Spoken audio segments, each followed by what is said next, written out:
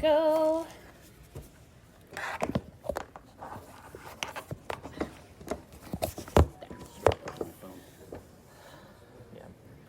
It's elevated. It's not going to pick up any bumps or anything like that on the table unless you slam your hands on it. So, okay. So, welcome to Horror 101. My name is Crystal Mazur. I am a freelance writer and game developer. I've written on books such as 5th edition Vampire. I wrote on Chicago by Night and Let the Streets Run Red. I've also written for Never Going Home. And I am the lead developer for Pip System from Third Eye Games. Horror is one of the things that I absolutely love and enjoy. I love writing for any type of horror, whether it be gothic horror, comedic horror. Pip System, we have Kids Guide to Monster Hunting, which is kids horror, including consensual body horror. So, it's been a passion of mine, and with the resurgence of a whole bunch of really new and awesome ways to play horror games, I decided to do a series panel this year. Last year we just did one horror panel, and it sold out completely. And so this year, 2 out of the 3 panels have sold out. So if you did not get tickets and you want to go to the 201 panel, which is going to be tomorrow, I think. Sometime it's either tomorrow or Saturday. If you just bring generics, that's fine. If we can fit people in the room, I will get everybody in the room. So even if it says it's sold out, it's not. Just bring a generic and I will get you in. So what I'm going to do is I'm going to have all of the panelists introduce themselves, how they are connected with horror, and then we're going to, I have a couple of things for us to talk about when it comes to getting started into role-playing with horror and storytelling with horror. And then at the end, we are going to have a Q&A with whatever time that we have left with the tickets. If you guys, at the end of the panel, could just bring your tickets up here and put them at the table. What they are doing with those tickets now is they are looking at who is attending the panels and the size of the room they give to them next year. The more tickets I turn in, the bigger room I get. So please turn in your tickets. If you have to leave early, if you could leave your ticket with somebody to drop off, I would be greatly appreciative. All right, so we're just gonna go straight down the line for all of the panelists, and just, you guys can fight amongst yourselves. Go for it, man. Just go this way. I knew this was going to happen. I sat on the other end. All right.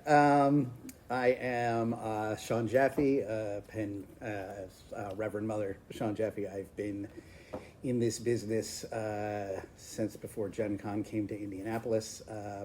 So my connection to horror goes way back. My first freelance gig, I did Blood Dim Tides for the original World of Darkness. I also did the very first Werewolf the Dark Ages, and a couple other things for old White Wolf back in the day. And I've done various other things, too much to mention here in the meantime, but came back with Rememorex, which is suburban horror, and then I thought that was too high-minded, so I made RPG Nasty, and I apologize for that. RPG Nasty is just stupid horror, which I feel like doesn't really get enough love in the tabletop gaming space. It's all very very cerebral and sometimes doesn't just get real dumb and schlocky, which I think is kind of fun.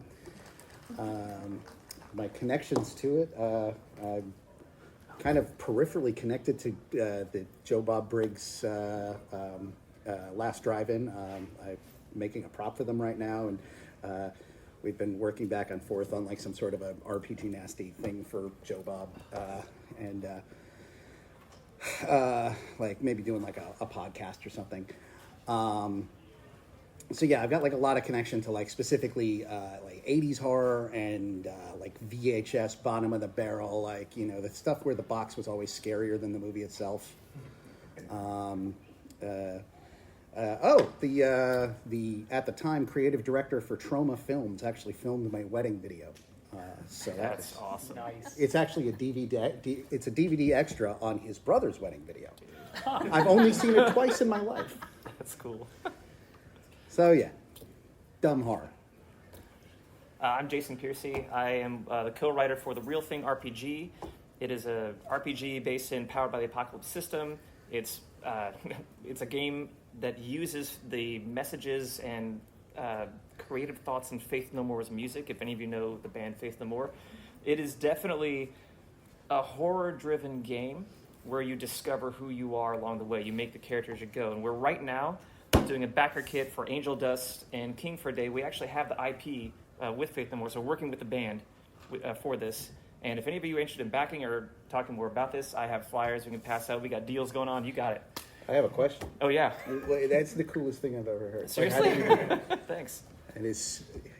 It's been We a need while. ride. more band-based RPGs. That's kind of going to be our shtick going forward. We're going to try to get. So cool. We're meeting with Tim Moster, manager, on the 9th, and we're going to go to a Mastodon concert and talk with him about stuff like that. So, yeah. So there could be more stuff coming out in the future. I have a Bowie thing I need to talk to you Oh, about. please, yes, please call me.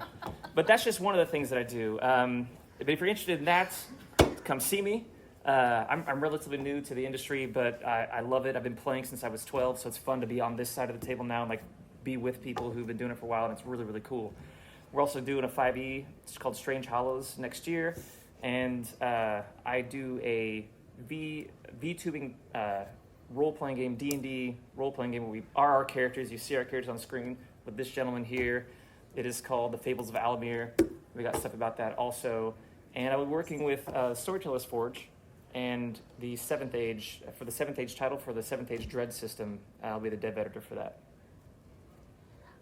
I'm also writing for Storyteller Forge. So. I know. Rick is awesome. Yes, Rick is awesome. We can talk about Storyteller Forge later. Yeah. Hey, I'm Will Ewell. I use they, them pronouns. I am probably the baby of the table, as I've been putting out games for like 5-6 years at this point, and horror, definitely one of the genres that I like working with the most, especially seeing what it can mix with. The first horror game that I put out, The Walls Will Swallow You, really going into the whole, spooky house, oh no, kind of thing, and then leading into Mystic Lilies, which is you can pick up at the IGDM table way that way in the hall, which is kind of witch drama, has a lot of horror elements in there, and I've really been exploring, seeing how to mix horror and mystery, horror and relationship drama, all these kinds of things, because horror, in my mind, is great by itself, but can also really intensify and bring up the themes and other things, and I'm really excited to be here. So thank you, panelists, by the way, for doing this. This is really awesome. This is also the first time I'm meeting all of them. So, hi. Okay, so the first thing that I want to talk about is what I talk about in every single horror panel that I do, which is consent tools. Now, I know that not everybody uses consent tools at their table, and that's not what I'm saying. What I'm saying is that there are consent tools out there. There are stuff that is not system agnostic, where you can use them at any system. There are also stuff that people have created for their own home games and stuff like that, especially since we are all game developers. We usually can come up with some systems. So I wanted to talk about like the consent tools, when you would use them, and like how you would implement them in your game so that it doesn't interrupt the flow of that game and the flow of the horror, because that is exactly what we don't want to do. So who would like to take that and talk about that first? Sure, I'll kick us off.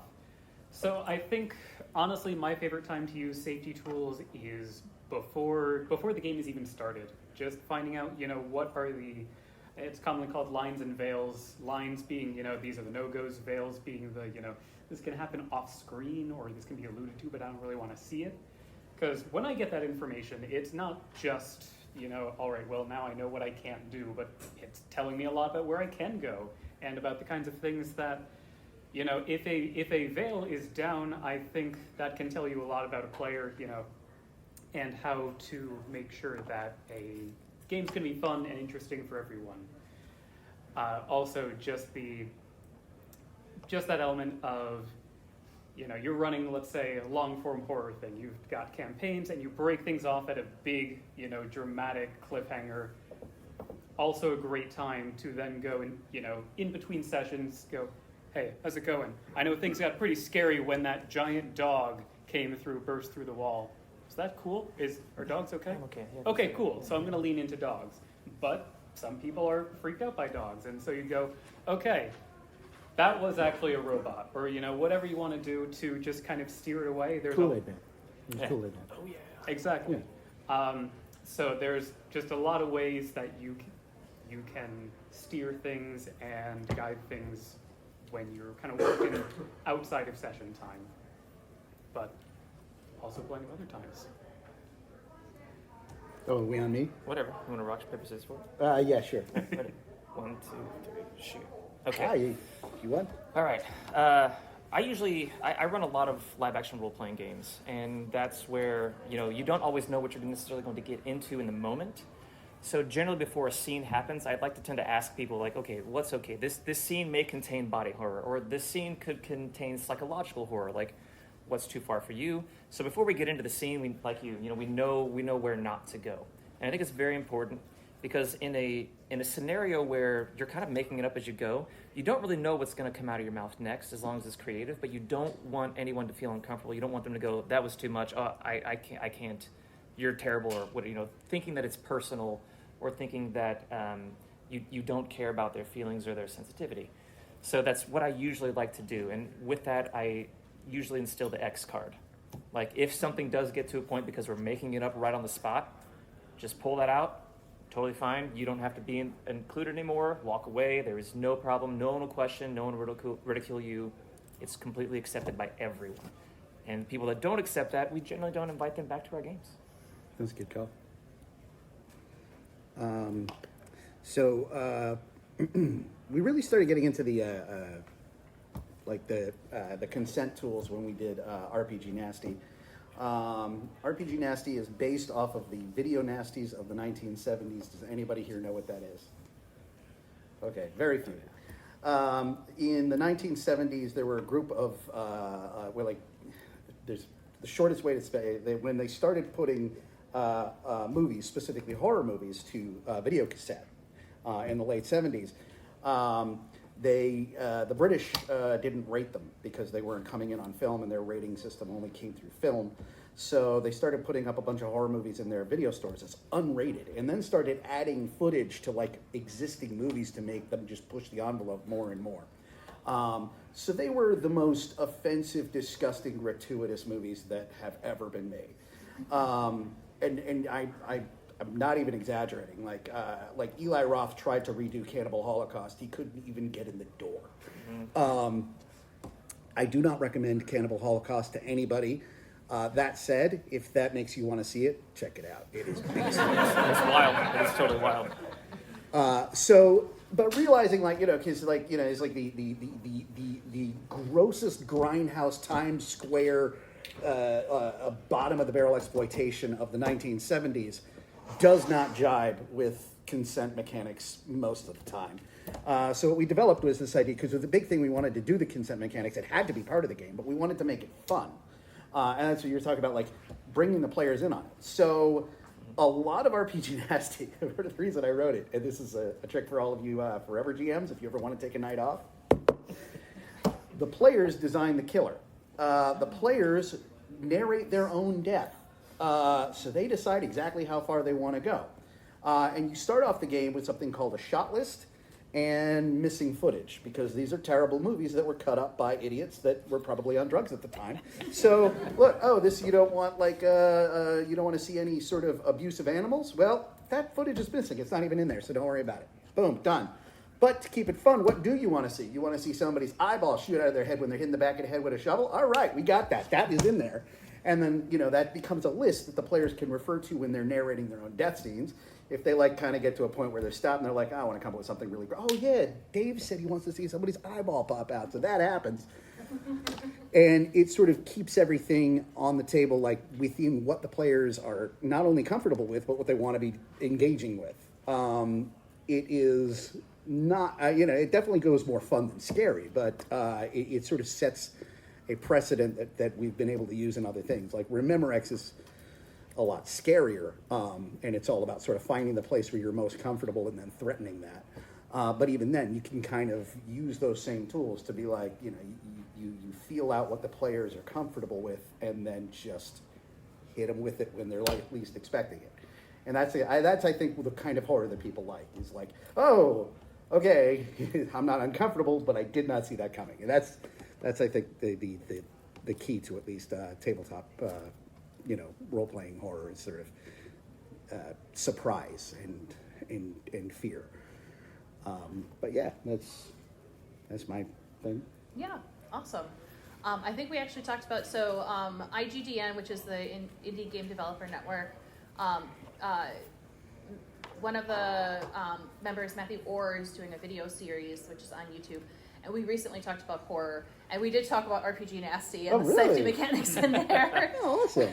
Thank you. So it did get brought up in that one. So, it's so there are a whole bunch of different types of safety mechanics for you to be able to use. You can choose to use them or not. There are people who may not realize that something is just not for them until they are right in that moment. Mm-hmm. And so you always want to be able to at least have some sort of amicable out for everybody. And then you can either touch base with them after game away from everybody, because you don't want everybody to know specifically what's happening. This isn't therapy. Like, we are not your therapists. We are your game storytellers. So what happens to you and goes through your head can be private. It does not have to be open for everybody. You don't have to be an open book. Okay, so I want to talk a little bit about, because there are movies that are pushing the envelope for horror. Specifically, I'm thinking of things like Get Out, and like Lovecraft Country, where, I know, if you haven't seen it, see it. But they are approaching horror from way different perspectives. And obviously our perspective up here, if you notice, we are all presenting as white. So coming from horror from that perspective is not going to be something that we are going to be able to talk about as an expert. However, we can take that and look at it and look at for RPGs that come from that perspective. So things like, if you haven't seen Bluebeard's Bride, Bluebeard's Bride is feminist horror. And it is, I played a game for it for Virtual HorrorCon, and it was one of the most horrific games that I've ever played in. And it was beautiful and glorious and horrid, because that horror for me is stuff that in real life I have seen snippets of. I have had parts of it. So we can take parts of our experiences, turn them into horror in a way that is accessible for everybody.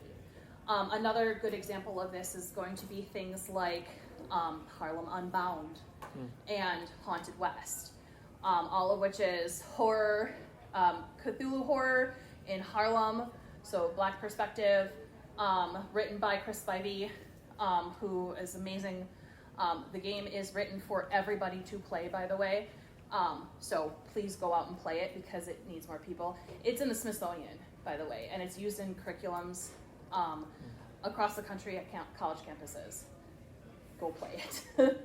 But I want to talk about things what isn't horror, because these games do address things like racism, but that's not horror. That's real life for some people. So what is and isn't horror, and how do you know where that line is when you're coming up with a game or coming up with a story? Well, my consideration for that and coming up with a story, what isn't horror is the plight of others, right? Like, that's just not horror. Sure. I don't mean like, getting stabbed in the stomach and your blood shooting out somewhere. That's kind of comical, fun, splatterpunk stuff. But I mean true plight of other people. Like taking what's going on in the Ukraine right now and trying to turn that into a horror game. Don't do that, right? That's not okay. That's not pleasant. It may sound fun in your head. It's not going to be that cool in reality because it's really happening. It really happened to people. So to me, that's just simple. That's what it is to me. I think not just that this is really something that's happening, but we're all here right now. That's not our story to tell. You know, if you're in there, for all we know, you know, that someone in that could use horror to explore some of the real dark and hard things that are happening over there. But we're not those people. We have other things that are, you know, going to make our lives hard. You know, we have our own plights, and it is, instead of exploring the plights of others, we can look at what are our own things that are going to be, you know, explored through the lens of horror. Not to go back to the same well, but speaking of these terrible 70s exploitation movie, there was a whole movement of Nazi exploitation, obviously, at the time, including an incredibly vile movie called, what was it, Caligula Reincarnated as Hitler, or Gestapo's Last Orgy, which, again, I recommend to absolutely no one.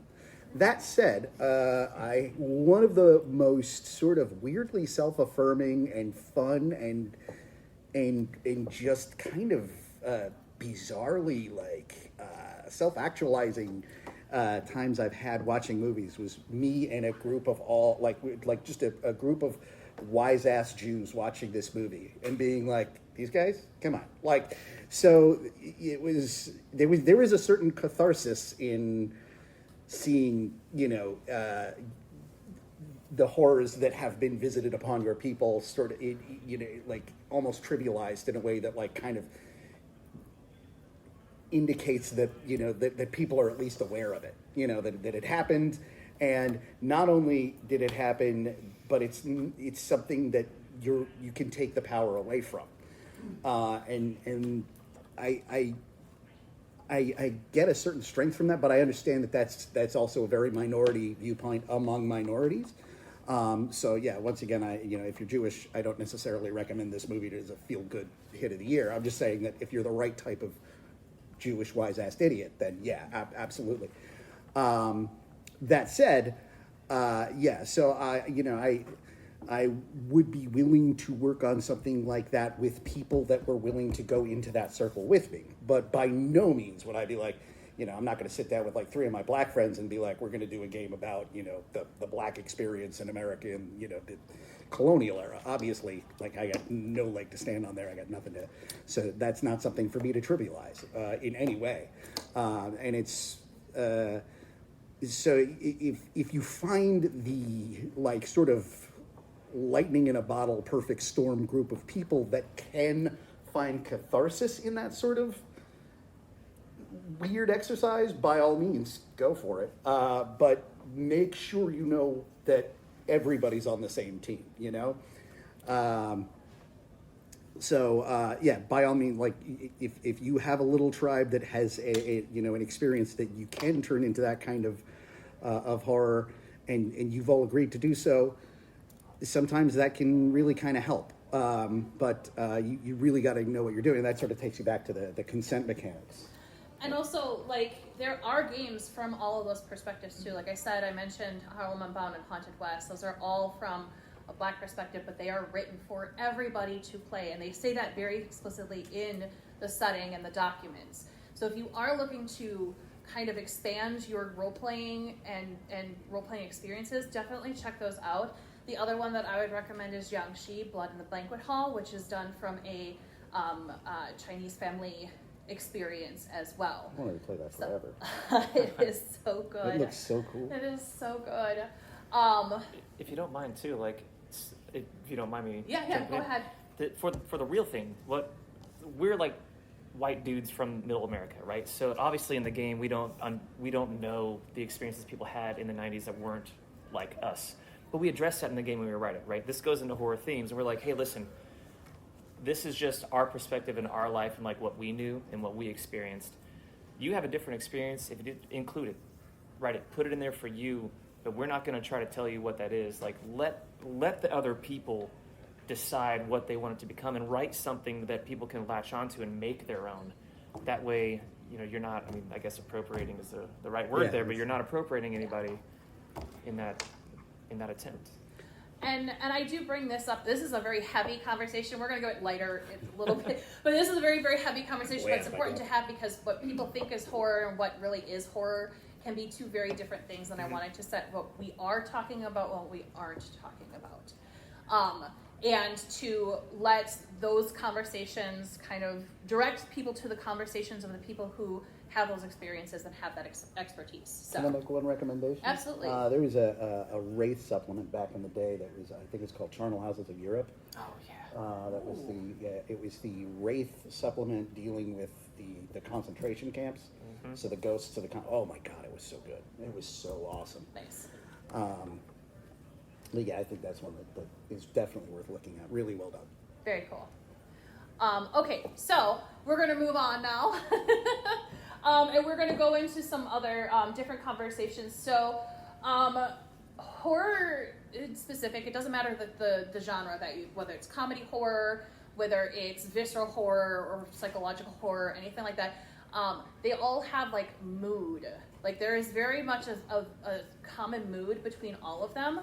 So how do you do that at the table? How do you set that as the GM?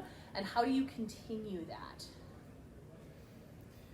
So I'm a big cheater when it comes to mood because I love having music at the table. You can't do that for a lot of games. You know, if you got just tabletop con hall, you probably can't go and just slap down. You know, maybe you can pop out a phone that doesn't have terrible speakers, pop down a little ambient playlist or something. But, you know, going through a bunch of soundtracks, because, you know, we all know horror is bigger than tabletop RPGs. People have been making really cool horror movies, horror video games, even horror albums. You know, there's this great artist Too Mellow has atmospheric horror albums, and you know, just kind of rifling through those and figuring out what can I put on in the background, because you know the music that's playing in the background can be just as important for setting the tone of the scene as the words that you're saying. But you know, that's not something you can do at every game, but I really encourage people to experiment with it. I'm thinking still. You got something? I'm thinking still. You got Okay, I'm going to echo that. I can't run a game without music. It gets me in trouble at every convention I do. Obviously, you're going to want to do it. I'm going to be in trouble, don't worry. Oh, yeah. We could probably get like a setup and trade it off. I've actually used Faith No More as horror soundtracks a lot of times. We definitely got to talk about this. If you're running a horror game, a few weapons that should be in your in your arsenal, regardless of what you think of the little weirdo. Glenn Danzig has an album called Black Aria. You'll get to the where you'll be able to just have this Pavlovian response. You turn that on, the players go, no. Now the gods kill. And then anything by like early Buckethead, Death Cube K, check that out. You'll be glad you did. Dream Song by Ministry. Recently, since I've been doing 80s stuff, I've leaned into, there's two that I have absolutely scared the pants off of my players with. There's one, Throbbing Gristles, Hamburger Lady. Do not listen to this album in a parking lot at night in Bayonne, New Jersey. I may have made that mistake. The other one I would recommend is a like almost unknown 70s rock band called Blood Rock that nobody remembers. Did one hit in like the late 70s called DOA, and it is the most upsetting song you will ever hear. It is so friggin' scary, and it became like the bad shit is happening. Can I say that? Yeah, the bad stuff's happening in Dark Age Radio is adults. It's awesome. Plus, that so shit's happening. You're good. We can say whatever we want. I'll put content warnings on there too. So. Thank you.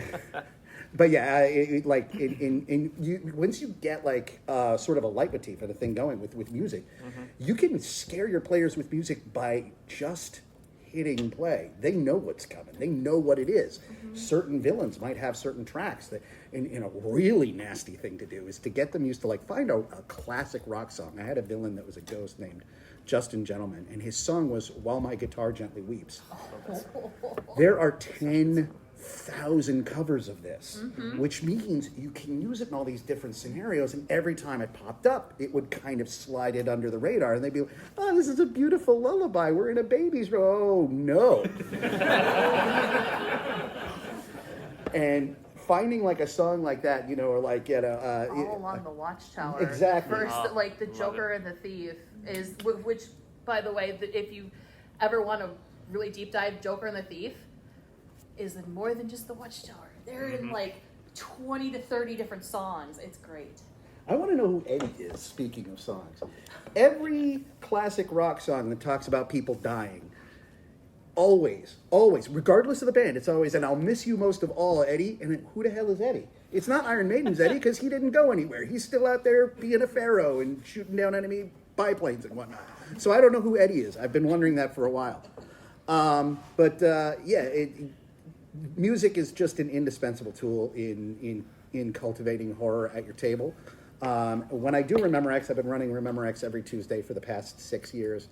The players gotten to a point where they've learned something's going wrong if I switch from classic 80s music and it goes into sort of like modern synthwave, horror, then they're like, oh, something's about to happen. Synthwave horror is such a great setting song Oh, yeah. music. Oh, look at Goblin. Oh, Goblin. Dude, They're I going to saw be them doing a live. concert Yes, soon. I saw them live in Chicago about that. They're great. So I agree with these guys. Music is really great to set the mood. There's a bunch of different stuff out there. Bram Stoker's Dracula soundtrack by Wojciech Kilar is a great one. There's just so much out there. Go look. You'll be surprised how much you can just use for music. But what I really like to do, usually in when I run, it's music is playing in the background, but it's there to kind of, I like to find the ambient stuff like cryo chamber and things like that. Like just let it kind of, it's just sizzling in the background and they're just creeped out by hearing that. But then it's the small descriptions of what they see or what they find, or describing the lightning in the sky, or describing when things change. Really, you don't have to like go into a paragraph and like write a novel about it, right? But just give the right, like, do things that hit the senses, like the smell of this is going on. And if it's something off or whatever, that's really going to put them in the mood, because your senses, your 5 senses, are things that we all depend on and rely on. And when those start messing with you, that's when you got your players. That's when that's when they start going, Yeah. I got the chills. I don't know what's happening, but this is wrong. Whatever's happening is wrong. One last thing I would say about music: sometimes using something completely incongruous Oh, is yeah. even scarier. Oh yeah.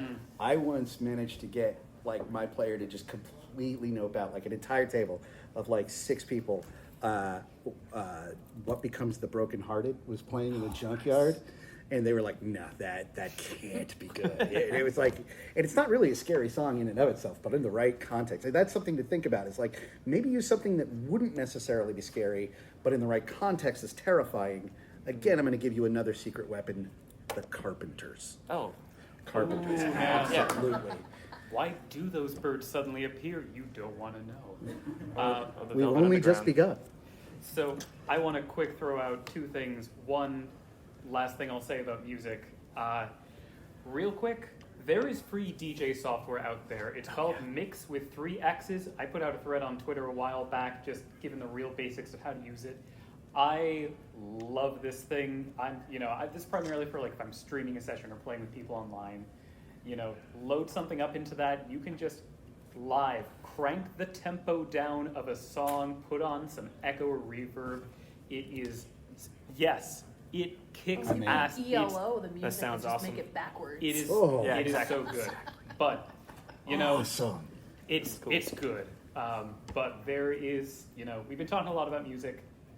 Not all y'all can use that in, all your sessions. And I'm sure, unlike us cool kids, you have not all curated a large discography of horror music to thumb through. Definitely. That's the first time I've been called that. But That was nice. cool or a Feels- kid? Either. Okay. I was born at 40. Yeah. Very painful. Benjamin Buttoning, cool. Yes. That's a horror movie right there. But cheat code for, absolutely building off of this whole, hit the senses. Sometimes when you're GMing, it's hard to think of what is the most impactful thing that I can say right now. In horror, talking slowly to describe what is happening he is actually good. So lean into that, make it just, no, I'm doing it for effect. I'm definitely not trying to figure out what should be dripping from that, gutter up there. I think broadly, lean into things and say, no, that was intentional, but definitely slow things down when you need to, so that you can really focus on what is the one subtly awful thing in this room. Yeah, because you want to draw their attention to whatever that thing is that they're supposed to be terrified of, right? In that right moment, and that's really good. Thank you. Yeah, that's really good. A trick and one that I will always just beat to death. Like if I cannot leave you with one idea other than the music thing, it's this: play the long game. The longer, the better. Remember X was actually not going to be published. It was just a game I was running with my friends. And the idea was like, okay, you guys are a group of kids in high school. And I never said anything weird was going to happen. You're just a group of kids in high school in 1986. They kept looking for something weird and then not finding it. And eventually they settled down. And I played this game for every Tuesday for 3 months. Nothing happened. It was just John Hughes the whole way. And by the time they got super invested in who was going to prom and who was going to get an F and maybe my parents are getting divorced, there was a car crash and they saw this kid die and he just shows up at school the next day and they just lost it. So the longer you put it off, the thing that you're doing there is setting it. And I think this is a big thing with horror in general. In movies, in novels, in anything, you need to establish what's being threatened. And that doesn't happen enough. You need to set a baseline, right? If you got adventure, action, adventure, you can get right into it. You don't need any foreplay. Horror, you need to establish what's going on in this world and what is coming in to change it and what is being threatened. And the more comfortable and happy they are in their location, you have to do that. It's tricky as a GM. You want to throw your vampires and your angels and your robots at the players as fast as possible. It is an enormous amount of patience to just pull it back and let them worry about the math test and let them really, really get into these characters. And, because, again, that's something that a player can relate to. Not everybody's fought a giant robot, but everybody's been worried about a test. Everybody's been worried about if their significant other really likes them. You play into those stories for as long as you can. And then once they've really let their guard down and gotten really invested in that, werewolf. That's when you that's when the mummy shows up. That's when axe murderers show up. That's always you gotta be patient. It always pays off. Mm-hmm. Foreshadow a little bit too. Oh yeah. So when they get to the point where that payoff happens, they'll realize the clues that you've left, and then just mind blown. So I remember that scene in it's not a great movie. But, what was the one with the Shyamalan movie with the aliens? Oh yeah. It has one of the greatest scenes in horror where Yes. he set it up perfectly where you're looking at this little tiny window and you're like, oh, an alien's going to walk past that window. It's so scary, right? And you're so ready for an alien to walk past that window that when an alien walks into the room, you just crap your pants. And that was what I was trying to do. I was trying to get him to focus on this one little area. And then this kid just walks back from the dead into class. And that was what kicked off the adventure and made it this whole next level thing. Mm-hmm. But also it sort of put them so much more in their characters' heads because people going into a horror game are expected. They're looking at, where's the werewolf? Where's the robot? Where's the undead? If they get some time to really get into a normal person's head, you can sort of tap into that fear and put them into places where they might have felt comfortable. You're watching TV at your parents' house, that kind of feeling. And you're asking about what is horror, and I'm riffing here, but horror is kind of what if, and that's why things like Ukraine doesn't work. Is because that is happening. There's no what if, right? Exactly. But what if, what if there was a werewolf? What are we going to do about that? That's way scarier because it's and the insistence on it. Mm-hmm. Well, there isn't a werewolf. Yeah, but what if? Yeah, that's I think the scariest thing you can do with an extended period of time. Yeah, and it depends on the kind of horror you're trying to tell, right? It really does. But for through lines, that's definitely the case. Sometimes you want to almost not describe, right? Go with the cosmic horror, the eldritch horror style, like almost tell it like this is an unknowable, ununderstandable thing. The description of it would actually ruin it, and you're trying to portray that madness or that, the thing they can't touch, what they can't understand. And that's difficult to do also, right? Because you got to rely on what's not there to describe what's there. And that takes some practice and time, but that's yeah. Or you just describe one aspect of it that makes no damn sense. Exactly. Yeah. And that will just teeter them into craziness, and they'll run out of the room screaming, whatever it was. It's good stuff. I will say to use all senses. So when you're describing something, maybe not what they see, but what do they smell? Does it smell like cinnamon? Does it smell like garbage? Does it smell like something? And then bring that smell back. You pick one scent and stick with it. Oh, you taste something in the air, but you can't quite place it. And then bring that back every time they come close to that monster. I wonder if they're still here. There's a booth at the dealers that actually makes bespoke scents for your table. Really? I think it's. I hired them to do an arcade once. That's cool. Nailed it. Nice. It was awesome. Okay, so we talked about pacing. I'm going to have one more question, and then we're going to take questions from the audience. We talked about pacing and stuff like that. I want to have you guys kind of talk a little bit, because we kind of all have an idea of what a short game or like a one shot or like 2 games, it's going to be a bloodbath. Everybody knows that going into a horror game. But if you're looking to do like a long-term game, you kind of touched upon it, but if you're looking to do a long-term game over the course of several sessions or even months or years, how does that work in horror when you're expecting people to die? And what does that look like with the characters and the players when that happens? And how do you guys address that at the table? So there are many scarier things than death.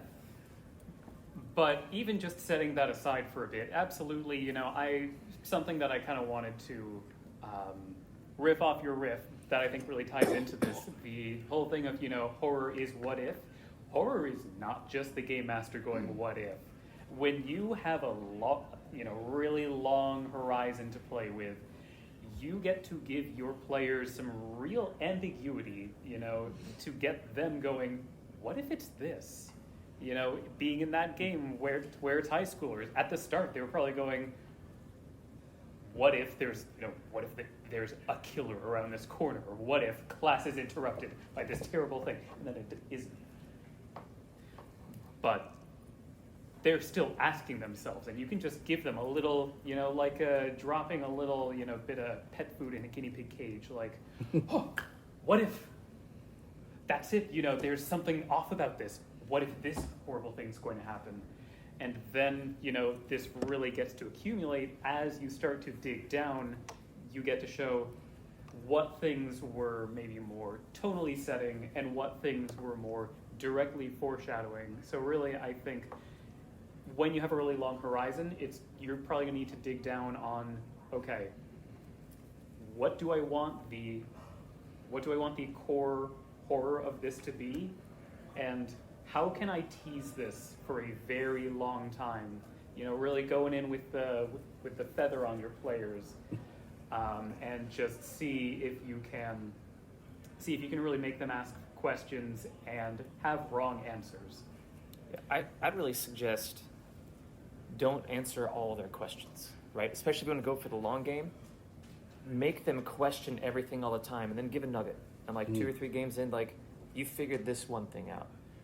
And they're going to be curious, right? They're going to go after things, but just try to not answer all of their questions and make them wonder that what if. If they think it's a werewolf or they think it's a vampire, they think that they're turning into something from another dimension, but they don't know, and they slowly find out the answer. That's really how you keep that story building and going, by actually not answering their questions directly. Yeah. And letting them surmise and think they know what's going on. Another thing I would say is don't be afraid to pivot. This is something I see a lot in especially memes about being like a GM. It's like, oh, I spent 20 hours making this NPC to be the hook, and he's this scary guy in a cloak, and everybody wants to talk to the goblin named Dweezil, and it's always like, well, then make Dweezil the hook. You can the players are going to tell you what what to do. If you kind of keep an eye out, you can, pivot at the last minute and be ready to change things. Big apocryphal story that I tell anybody about this same campaign, this horror campaign, was I had written this thing to end with, like, if anybody here has seen, like, The Explorers or any of those, that old Australian movie where the kid was a donkey gin, where he makes like a homemade dive suit and goes under the lake. And I had this whole plan for, like, the players were eventually going to have to do that and go into this lake, and, like, there are going to be all these weird things under the lake that they were going to have to deal with. And I had this, I'd been writing it for months. And then the good kid, the kid that always got A's, the kid that was, like, trying his best to save his parents' marriage, the kid that never cursed. He looks at the rest of them, including, like, the burnout, the metalhead, and all of these other whack jobs that he shouldn't be hanging out with, and he goes, all right, well, now that we know what we're dealing with, it's pretty clear we have to blow the dam and empty out the lake. And I'm sitting there, I'm like, oh, God, it's so much better.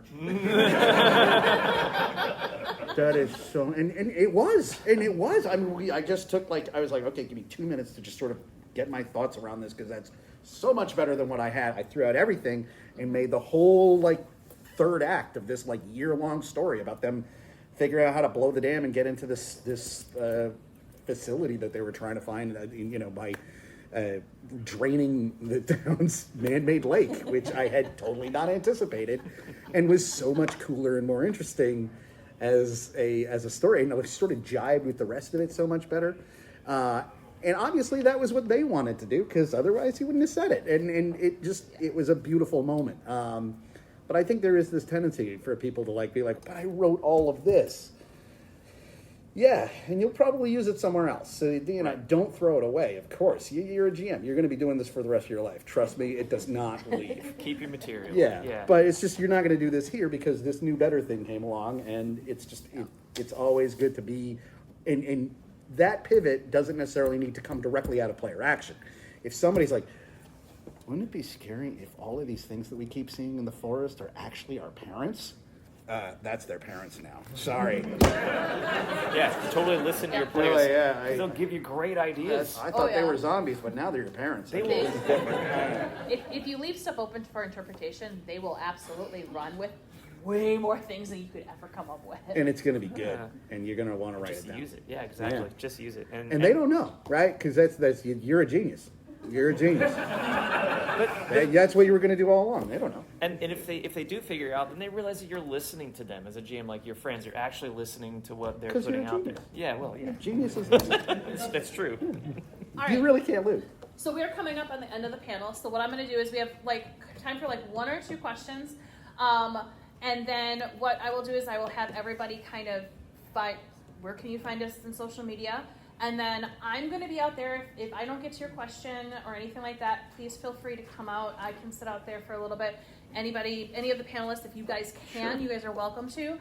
Then that way, like, you don't have to feel like you're left out. It won't make it into the recording. I apologize. It's just, we only have an hour, and we have a lot to say on the matter. That's kind of why I have 3 different panels for horror. So. So does anyone have any questions? I saw you. My group, me as a GM and my players are new to horror gaming. We're kind of dipping our toes into it. My players very much approach the game, horror games, I call it, what we're playing, as people watching a horror movie. Not necessarily characters in a horror movie, but no, I'm not going to go in a room because there's monsters and they're going to die. They play against the tropes to where we're not playing horror where they're actively trying to avoid anything horrible. No, we go to the cops because they're next, or we don't try and solve it ourselves. That's the problem I'm running into. Any guidance on new players that are? Yeah, if they go to the cops, then the cop is a corrupted demon of some sort and leads them down. Like just use the world wherever they go. If they really want to play horror and you're trying to insert it. The most horrible thing is no matter where you go, it's not safe, right? Yeah, you can sort of, there's a whole genre of that sort of postmodern Wes Craven scream, like, the rules, well, they change. Mm-hmm.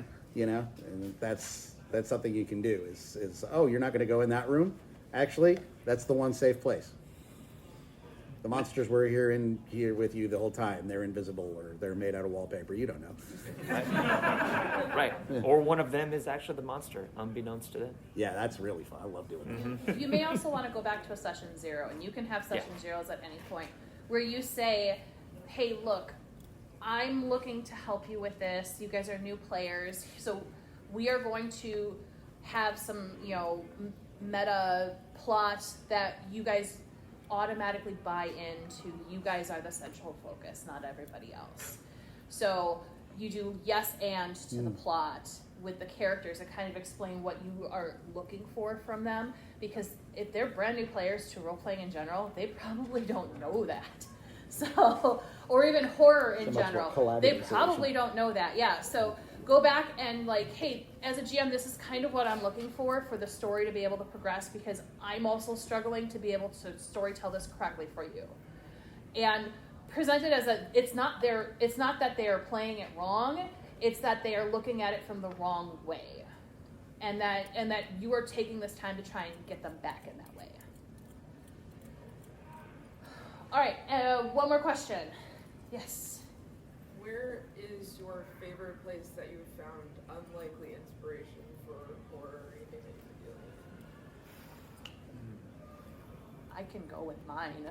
Do it. Romance novels. Oh, sure. Like, seriously. Romance novels have some of the best plot hooks, some of the best characters, and some of the most unlikely twists that if you remove like the romance spicy elements from it, like, you can use that with any genre. I think that's So- what Anne Rice did, right? Yeah, yeah, probably. She kept the romance in a lot of that stuff. But yeah, romance novels. That's where I get a lot of my stuff. Yeah, it's music for me, honestly.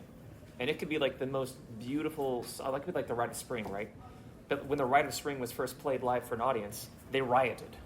So you can use, music is a huge inspiration for me, where I find that, and it may not be this horrible, ugly thing, but it turns my brain to a place that goes, this creatively I could go here and do this thing with this song. Yeah. I accidentally put the 3 music people on the same panel. I feel like there's a lot of children's media, especially like bright, happy, sunny children's media. That's what I was Yep. going to say. That like if I consume it now, like if I am playing a Pokemon game now and I'm thinking the implications of some of this world building is really weird, or like I am getting vibes from this character, what's going on? They're not going to go anywhere with that. Now you can go somewhere with that, and it's all that stuff of like, okay, so I know this media is not going to do it because it's rated G, but why is it like this? That's been a really fun place to take inspiration from. Who trapped the first monster in a ball? I would say the same thing. Saturday morning cartoons. When we were doing a follow-up to Rememorex, we went straight into the mythology of the 80s. And, that's all kind of Saturday morning cartoons and plastic mythology. And we were like, okay, so we're sort of keeping this horror element to it. And the weird thing is I didn't even realize it at the time. It was one of the players that was like, okay, so what you created here for this first game is, Transformers, but horror. And I'm like, oh yeah, it is. So we kind of went back and rewrote, and that's Commandroids, which is at the IDGN booth, and it's Transformers and Voltron meets David Cronenberg. And now my wife and I are working on the next one, which is set in the same universe, which is Holomatics, which she's literally running right now, which is Barbie and the Rockers and Gem and the Holograms meet John Carpenter. Yes. Yes. Just Yeah, yes. that sounds awesome. And then the last one is going to be what if Clive Barker just designed Skeletor, and the attorney that would cause. So that's sort of the 3 that we're working on now, and it's all out of Saturday morning cartoons and the toys that come with them. Another one would be Happy Time Murders. Muppet Murder Mystery. It's great. Oh yeah. Yeah. Okay, We're world building in that. yeah, it's amazing world building and everything like that, but you can see, like, they took Muppets that you are very familiar with, and there's murder, there's drug use, Like there is all of this other stuff that's going on in the world. Yeah, exactly. You literally took the words out of my mouth. Yeah. That's such a good movie. You think Gonzo's just like that? sex. Okay, so very quickly, where can we find you guys on social media? And then any other questions or anything like that, we will be out there so that we can get clear out for the next panel. I don't want to go over with everybody, so.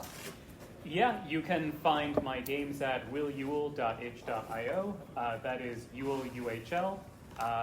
And if you are cursed to be on social media, you can find me on co-host at Raffy the Owl.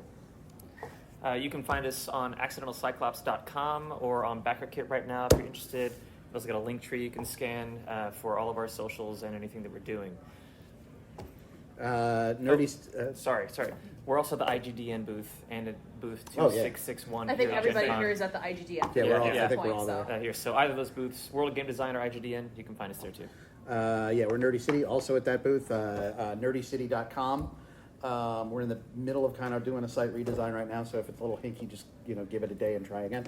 I don't think we're on Twitter anywhere. I think we're on Tumblr, so if you look up Nerdycity on Tumblr, you'll find us there. And Instagram also. My wife handles the social media, so it's Nerdycity on Instagram and Tumblr, and if you look, you'll find us. Or Rememorex on any of those, you'll also find it. And you can find me at thegeekypanda.com. You can also find me on all social media, which is Body and Soul 152. And the recording for this will be on Darker Days Radio, which I'm a podcast host for, one of the hosts. So thank you, everybody, for coming. Thank you. Thanks for having us. Yeah, thank you so great much. time. Please bring your tickets up here. Just put them in a pile over here, and then if you have questions or anything, you can go on out in the hallway.